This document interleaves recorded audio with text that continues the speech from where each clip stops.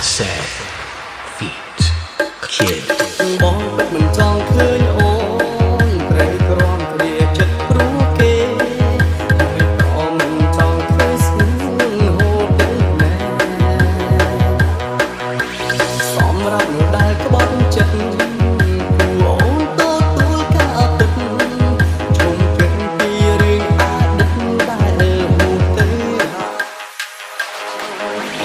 នេះព្រឹកចាំធ្វើអ្វី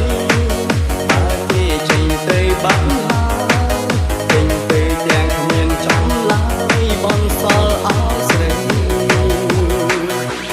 អូនក៏ព្រមឈឺចាប់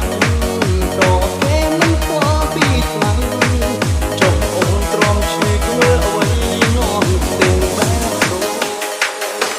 អូនព្រមទេម្នាក់អូនត្រូវរួមខ្លួនទាំងខ្លួនឯងអូនជុំទៅបងពីលេង